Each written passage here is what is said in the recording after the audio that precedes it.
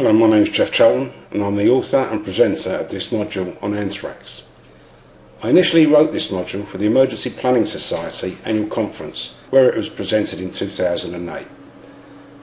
I also provide various other training modules, courses and consultancy services, and these can be seen on my website www.9919.org.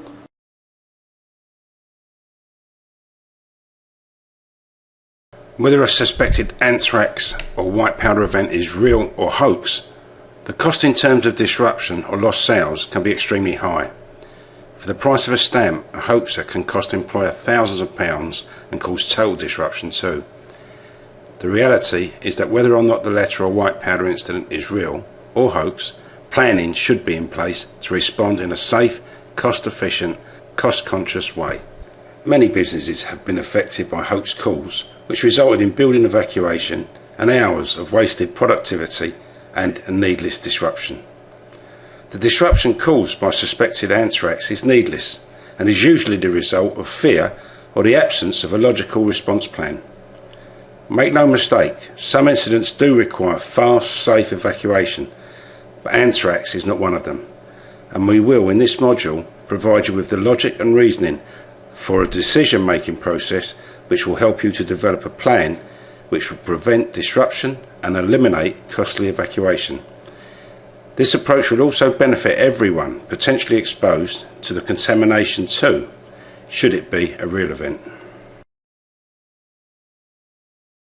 To put some perspective of cost into this, let's imagine the average pay of a white-collar worker is, say, $30,000 per annum. Once rent and desk space and benefits have been added, we can expect that figure to rise by a factor of 3, which is £90,000, giving an hourly rate of about £45. Let's imagine an office of 10 people was disrupted for 3 hours due to a hoax.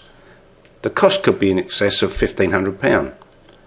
This of course ignores lost orders or opportunities, and the reality is it didn't do much for morale or confidence in management response, or indeed customer or client perception.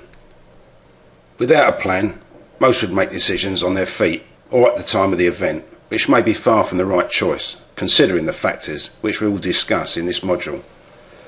The wrong response could quite easily lead to liability and litigation. The reality is that with a little forethought, costly evacuation or disruption could be prevented with 2 additional benefits. The first benefit is that if you were seen to ignore the hoax, you have deprived the hoaxer of their objective, disruption or malice. The second benefit is that by appearing to ignore the white powder incident, you have provided emergency services and your community with the best possible scenario, the containment. In previous slides I mentioned the benefit of containment, and we will explore this significance. If we evacuated a building or part of a building following the release of a white powder substance, which was anthrax, we would most probably contaminate the whole building. If we went into the street, we would contaminate the passer-by. If employees left the workplace and travelled home, they would contaminate everyone and every area they came into contact with. When they got home, they would contaminate their home and their family. You can see that evacuation of a building confirmed anthrax event is just about the worst thing you could do.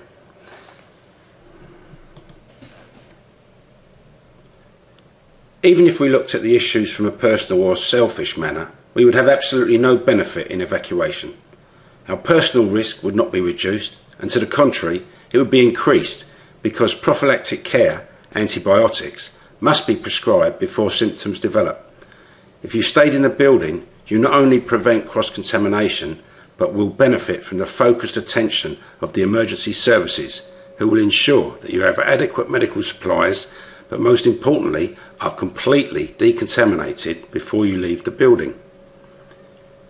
In the past, I've witnessed people presumed to be contaminated with anthrax being shoved and pushed at the end of a broom into a small room in the mistaken belief that the contamination was on them, and that by forcibly isolating them, it would reduce the risk to everyone else in the building.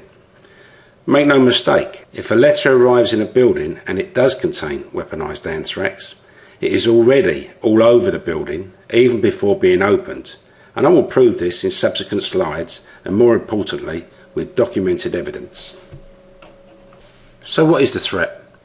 Anthrax itself is a natural bacteria often found in horses and soil, and many years ago people had a natural immunity to it from continuous day-to-day exposure. The real hazard comes from toxins produced from the anthrax, and weaponised anthrax, unlike natural anthrax, is a greater health risk because it can stay in the air longer and spreads more, creating a higher risk from exposure. The threat from terrorists is always with us. Although their intention to harm may be high, their capability is low. The recognised hazard is fear more than health threat, as it is absolutely established that taking antibiotics following exposure to anthrax will usually prevent any long-lasting effects. So the only real threat is from a clandestine or covert event where a white powder incident goes undetected or unreported because of a training or education failure. Yes, if you don't know you've been exposed to anthrax and then develop symptoms, you are in a high risk position, but intensive hospital treatment can provide assistance. So, what benefit is there in evacuating or even notifying everyone or anyone in the building of a hoax or real event? None. Absolutely none. But there are protocols that you should follow, and these must be considered and agreed well before any event. The identification of anthrax in an incoming letter is almost impossible. Techniques of identifying suspect packages should already be in place, but are unlikely to identify white powder substances unless a very sophisticated mailroom surveillance and inspection protocol is employed. The use of anthrax by terrorists in a clearly overt manner, where it can be seen to be a white powder type device, is now unlikely due to cost, availability, and of course the reality that it does no real harm to the target. The real threat is therefore fear and ignorance, which we have now addressed. Awareness training is essential, as is incident response protocols. You may be vulnerable to a clandestine or covert event, but education limits this vulnerability too. This slide is shown to emphasise the fact that PPE, or personal protective equipment, doesn't work, won't give you any protection at all, and whether you put on the best respirator or not, the emergency services will insist you take a full course of antibiotics anyway. If you were in a situation where a respirator could provide respiratory defence, you would have trapped thousands of spores inside the mask when you was putting it on or fitting. Our training module on citizen protection from the pandemic planning module goes into great depth on this subject. Basically, the only protection that will give you total anthrax protection is the blue suit known as level A.